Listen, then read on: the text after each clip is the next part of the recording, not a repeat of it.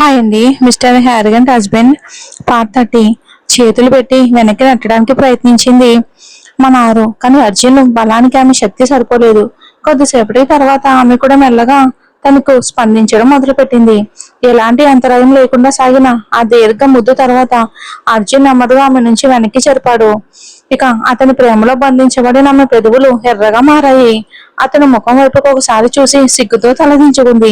వెంటనే అతని ఒడిలో నుంచి లేచి టిఫిన్ కి రండి అని చెప్పి పరిగెత్తుకుంటూ బయటికి వెళ్ళింది. అయితే ఎదురుగా వస్తున్న ఆయుష్ కు బలంగా ఢీ కొట్టింది. ఇద్దరు నుదుల్లో ఒకదాన్నొకటి తగలడంతో ఇద్దరు నొప్పితో నుదుడికి రుద్దుకున్నారు. అరే అక్క, ఏమైంది నీకు? బావ ఏమైనా రన్నింగ్ కాంపిటీషన్ పెట్టారా? ఇంకొంచెం గట్టిగా తగులుంటే నా తలకు రక్తమే వచ్చేది అని కోపంగా అన్నాడు. ఆరు వెంటనే, సారీ అయ్యో, నేను కావాలని చేయలేదు, నువ్వు వస్తున్నావని చూడలేదు అంది. ఆయుష్ ఆశ్చర్యంగా, అమ్మా అమ్మా నిన్ను బావను టిఫిన్ పిలవడానికని చెప్పి ఎంతసేపు అయిందో తెలుసా? ఇక అప్పుడే వెళ్ళావు, ఇప్పుడు బయటకు వస్తున్నావు. బావను పిలవమన్నారే తప్ప మీ ఇద్దరు గదిలోనే కలిసి టిఫిన్ తింటున్నారా ఏంటి అని చిలిపిగా అడిగాడు. అతని ప్రశ్నకు ఆరోహికి ఏం చెప్పాలో అర్థం కాక తడబడిపోయింది. ఆమె పరిస్థితిని గమనించిన అర్జున్ వెంటనే మాట కలిపి, ఆయు నువ్వు ఇక్కడ ఉన్నావా? నేను అప్పుడే నీ అక్కను నీ గురించి అడిగాను. కానీ నిన్ను పిలవడం మానేసి నా ఆఫీస్ షర్టుకు ఇస్త్రీ చేస్తూ ఆలస్యం చేసింది అని సహజంగానే చెప్పేశాడు. అతను చెప్పిన అబద్ధాన్ని విన్న ఆరోహి ఆశ్చర్యంతో అతని వైపుకి చూస్తూ నిల్చుంది. అయ్యో, పరిస్థితికి తగ్గట్టు ఇంత సహజంగా అబద్ధం చెప్పి అందరినీ నమ్మించడం కూడా వచ్చా అని మనసులోనే అనుకుంది. రా ఆయుష్, మనం వెళ్ళి టిఫిన్ తిని తర్వాత కొద్దిసేపు బయటకు వెళ్ళొద్దాం అంటూ అర్జున్ ఆయుష్ భుజంపై చేయి వేసుకుని నడిచాడు. వెళ్తూ వెళ్తూ ఆరోహి నడుమును తన వేళ్లతో మెల్లగా తాకాడు. ఆ స్పర్శతో ఆలోచనలో మునిగిపోయినారు. ఒక్కసారిగా ఈ లోకంలోకి వచ్చింది. వెంటనే తన చీర కొంగును లాగి తనకి కనిపించకుండా సరిచేసుకుని వాళ్ళ వెనకాలే డైనింగ్ టేబుల్ దగ్గరికి వెళ్ళింది. అందరూ కలిసి టిఫిన్ తినడానికి కూర్చున్నారు. కానీ ఆరుకి సిగ్గుతో అర్జున్ ముఖం వైపుకు చూడటానికి ధైర్యం రాలేదు. ఒక్కసారి కూడా తన వైపుకు తిరిగి చూడకుండా తలదించుకుని కూర్చుంది.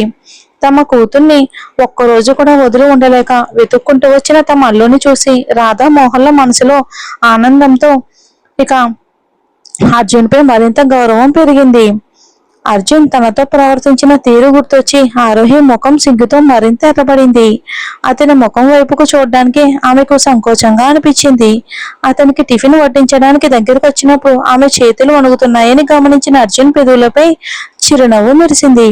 ఆ అమ్మాయి నన్ను చూస్తే ఎందుకెంత భయపడుతుంది? ఇలా నా దగ్గరకు రావడానికి భయపడుతుంటే వాళ్ళ ఇంట్లో వాళ్ళు చూస్తే నేనే ఈమెను భయపెట్టి ఇక ఉంచాను అనుకుంటారేమో ఏంటో అని మనసులో అనుకుంటూ ఆమె వైపుకు చూశాడు. అప్పుడు ఆమె తన తమ్ముడితో నవ్వుతూ మాట్లాడుతూ ఉండగా టిఫిన్ వడ్డిస్తుంది. ఆమె ముఖాన్ని జాగ్రత్తగా చూసిన అర్జున్ కాసేపటి క్రితం ముద్దు వల్ల ఆమె పెదవులు ఇంకా ఎర్రగా ఉండడం గమనించాడు. పాపం ఈ రోజు ఈమెను చాలా ఆట పట్టించినట్టున్నాను. అత్తయ్య గమనిస్తే ఈమెకి ఇంకా సిగ్గుగా ఉంటుంది అని అనుకున్నాడు. ఇక అంతలో నీళ్లు తాగడానికి గ్లాస్ తీసుకున్న అర్జున్ ఒక్కసారిగా తగ్గుతూ ఇబ్బంది పడ్డాడు. ఇక ఆందోళనతో ఆరోహి లేవబోతూ ఉండగానే మోహన్ వెంటనే అతని దగ్గరికి వెళ్లి నీళ్లు తాగించి అతను వెన్ను మెల్లగా నిమురుతూ నెమ్మదిగా, అర్జున్ ఎందుకింత తొందర అని ప్రేమగా అడిగాడు. మోహన్ చూపించిన ప్రేమ ఆప్యాయత అర్జున్ కు తన తండ్రిని గుర్తుకు చేసింది. ఆ జ్ఞాపకాలు ఒక్కసారిగా మనసును ముంచెత్తడంతో అతని కళ్ళన్నీ ఎర్రబడ్డాయి. అది గమనించిన మోహన్ ఆందోళనగా, ఏమైంది అర్జున్, నీ కళ్ళు ఎందుకెలా ఎర్రగా ఉన్నాయి అని అడుగుతూ అతని నుదుటిపై చెయ్యి వేసి జ్వరం ఉందేమో చూశాడు. జ్వరం లేదని తెలుసుకుని కాస్త ఊపిరి పీల్చుకున్నాడు. అయితే ఇంకాసేపు అక్కడే ఉంటే భావోద్వేగంతో ఏదైనా మాట్లాడేస్తానేమో అనుకున్న అర్జున్ తనని తన అదుపులో పెట్టుకుంటూ, లేదు మావయ్య, నేను బాగానే ఉన్నాను. ఆఫీస్ లో చాలా ముఖ్యమైన మీటింగ్ ఉంది, వెంటనే వెళ్ళాలి అని చెప్పి ఎవరి వైపుకు కూడా తిరిగి చూడకుండా కారు తాళాలు తీసుకుని బయటికి వెళ్ళిపోయాడు స్పీడ్ గా. ఆరోహి అతని వెనకాల వెళ్లేలోపే అర్జున్ కారు ఇంటి గేటు దాటి దూరం అయిపోయింది. ఇదేం జరిగింది? ఇంతసేపు బాగానే ఉన్నారు, ఇప్పుడు మాత్రం చాలా బాధగా వెళ్ళిపోయినట్టు అనిపిస్తుంది అని అర్జున్ గురించి ఆలోచిస్తూ గుమ్మం దగ్గర నిలబడి ఉంది. అప్పుడే ఎవరు ఆమె భుజంపై మెల్లగా చేయి వేశారు. ఉలిక్కి పడిన ఆరోహి వెంటనే వెనక్కి తిరిగి చూసింది. నానా, టిఫిన్ తినకుండా ఎందుకు లేచారు? రండి, ముందు మీరు టిఫిన్ తిందాం అంటూ ఆరోహి ఆయన చెయ్యి పట్టుకుంది. మోహన్ బాధగా ఆమె వైపుకు చూస్తూ, అర్జున్ ఎందుకో చాలా బాధగా వెళ్ళిపోయినట్టు కనిపిస్తున్నాడు, ఏమైంది? నా మాటల వల్ల ఏమైనా అతని మనసుకు నొప్పి కలిగిందా అని అడిగాడు. వెంటనే ఆరోహి ఆయన చేతిని పట్టుకుని, అయ్యో నాన్న, మీరు అనుకున్నట్టు ఏం జరగలేదు. అర్జున్ గారు బాధపడింది నిజమే, కానీ అది మీ వల్ల కాదు. మీరు చూపించిన ప్రేమ, ఆప్యాయత చూసి ఆయనకు తన నాన్నగారు గుర్తొచ్చారు. ఆయనకు తన తండ్రి అంటే చాలా ఇష్టం. వాళ్ళు ఎప్పుడూ తండ్రి కొడుకుల్లా కాకుండా మంచి స్నేహితుల్లా ఉండేవారని ఒకసారి హేమ అత్తయ్య చెప్పారు. ఈ రోజు మీరు చూపించిన ప్రేమ ఆయనకు తన తండ్రి జ్ఞాపకాన్ని గుర్తుకు చేసింది. కొద్దిసేపు ఆయనను ఆయనలా ఉండనివ్వండి, తర్వాత అంతా బాగానే ఉంటుంది. మీరు మాత్రం ఇవన్నీ నా వల్లే జరిగాయని అనుకుని టెన్షన్ పడకండి. రండి టిఫిన్ చేద్దామంటూ ఆయనను తీసుకుని డైనింగ్ టేబుల్ దగ్గరకు తీసుకొచ్చింది. మరోవైపు ఆరోహి లేకపోవటంతో ఇంటి పనులన్నీ తన మీదే పడ్డంతో నిత్యకు ఆమెపై మరింత కోపం పెరిగింది. ఆ కోపాన్ని వంటగదిలోని పాత్రల మీద చూపించడమే కాకుండా ఆశ్రయపై కూడా చిరాగ్గా ప్రవర్తిస్తుంది. ఏంటండి, మీ వదిన గారు వాళ్ళ ఇంటికి సరదాగా వెళ్ళలేదు కదా? ఆరోగ్యం బాగోలేదని వెళ్ళారు. ఆమెకు ఆరోగ్యం బాగోలేదని తెలిసినా వంటగదిలోకి వెళ్ళి కొంచెం సహాయం చేద్దామనిపించలేదా? ఇక అందుకే అత్తయ్య 2 రోజులు రెస్ట్ తీసుకుని రమ్మని పంపించారు. ఆశ్రయ్ నవ్వుతూ, ఓ, మా నీతు డార్లింగ్ వదినపై ప్రేమ పొంగి పొల్లుతుంది అని అన్నాడు. దానికి వెంటనే నిత్య కోపంగా, ప్రేమ? నిన్న ఆమె వెళ్ళినప్పటి నుంచి నాకు వంట రాదని తెలిసిన యూట్యూబ్ చూసుకుంటూ కష్టపడి వంట చేశాను. కానీ నా భార్యకు వంట రాకపోయినా ఇంత రుచిగా చేసింది అని ఒక్క మంచి మాటైనా మీ నోటు వెంట వచ్చిందా?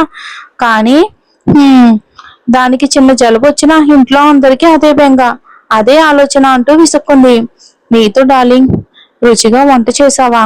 ఎక్కడా అంటూ ఆశ్రయ్ చిలిపిగా, నాకు కనిపించకుండా ఏదైనా చేసావా ఏంటి అంటూ చుట్టూ ఒకసారి చూసి నిత్య ముఖం వైపుకి చూశాడు ఆశు.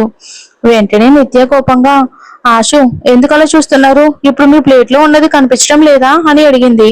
దానికి ఆశ్రయ్ గొణుగుతూ, ఈ బ్రెడ్ కి జామ్ రాయడానికి యూట్యూబ్ చూసి దానికి కూడా రుచికరమైన వంట అని బిల్డప్ ఇస్తుంది అని అన్నాడు. వెంటనే నిత్య, ఏమండి, నాకు వినిపించకుండా ఏం గొణుగుతున్నారు అని అడిగింది. ఆశ్రయ్ వెంటనే నవ్వుతూ, అయ్యో డార్లింగ్, నీ గురించి నేనెలా గొణుగుతాను? నువ్వెంతో ప్రేమగా చేసి పెట్టినా ఈ భోజనం పూర్తయ్యేంత వరకు నా చూపు ఇంకెక్కడికి వెళ్ళదు అని అమాయకంగా నవ్వాడు.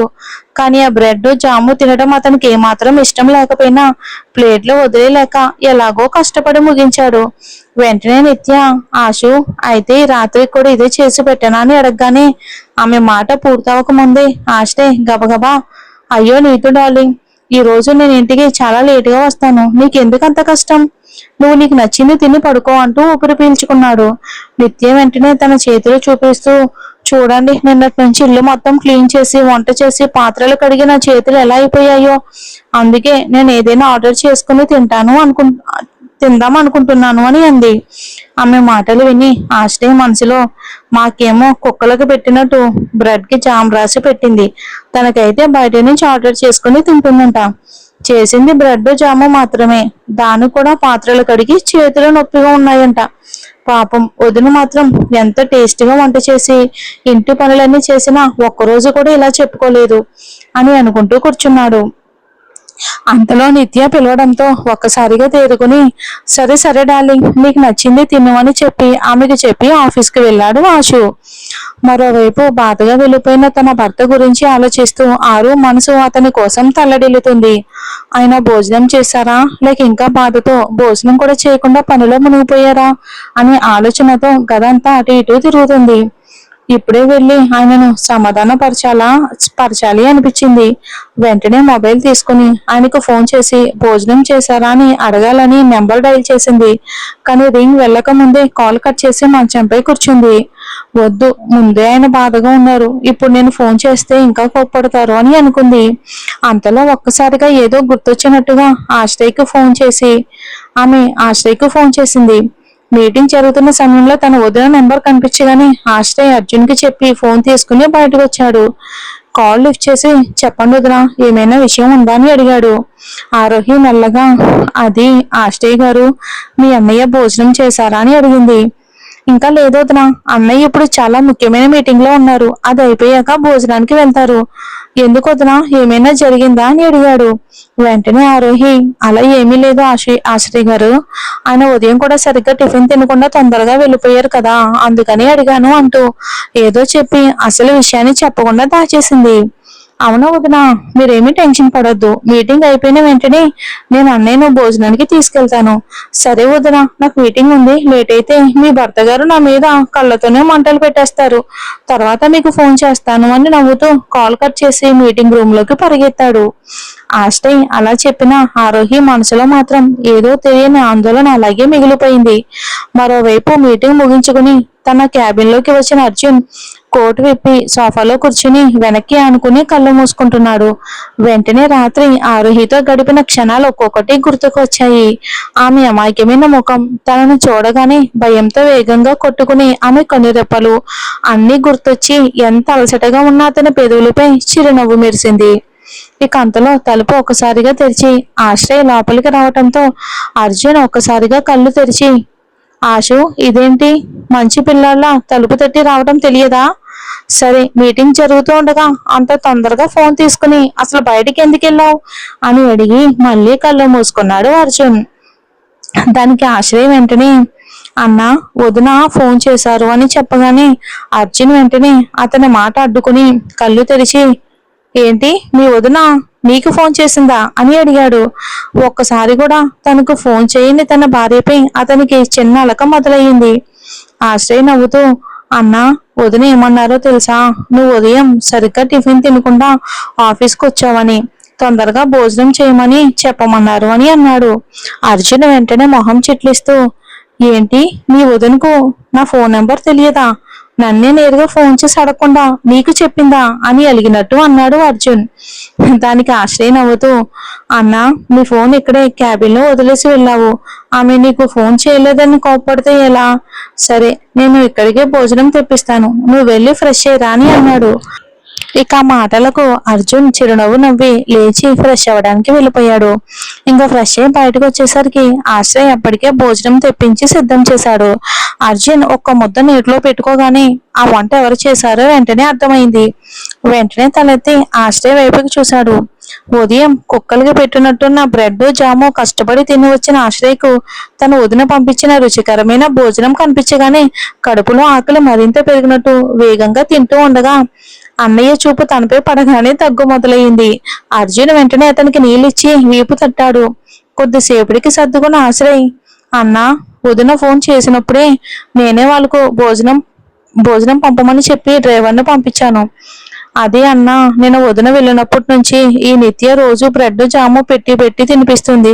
నాకైతే చాలా ఆకలిగా ఉండేది, అందుకే సారీ అన్నా, ముందే నీకు చెప్పాల్సింది అంటూ తలదించుకొని కూర్చున్నాడు. అతని ముఖం చూసి అర్జున్ నవ్వుతూ, అదేంట్రా, మంచి అమ్మాయిని చూడడానికి వెళ్ళిన అబ్బాయిలా తలదించుకుని కూర్చున్నావు, ముందు భోజనం చెయ్యి. అలానే ఆశు, నీ వదినకి చెప్పు, ఇక మీదట ప్రతిరోజు మధ్యాహ్నం భోజనం ఇంటి నుంచే పంపమని అంటూ తన భోజనాన్ని ముగించాడు. అన్నయ్య మాటలు విన్న ఆశ్రయ ఆనందానికి అవధులు లేవు. థ్యాంక్ యూ సో మచ్ అన్న, వదిన చేతి వంట హా అమృతం అంటూ మరోసారి వడ్డించుకుని తినడం మొదలుపెట్టాడు. అది చూసి అర్జున్ పెదవులపై చిరునవ్వు మెరిసింది. మరోవైపు మధ్యాహ్నం భోజనం పంపించినా ఆయన తిన్నారో లేదో, ఇంకా అలానే బాధపడుతూ ఉన్నారో ఏమో అని ఆరు మనసు కలవరపడుతుంది.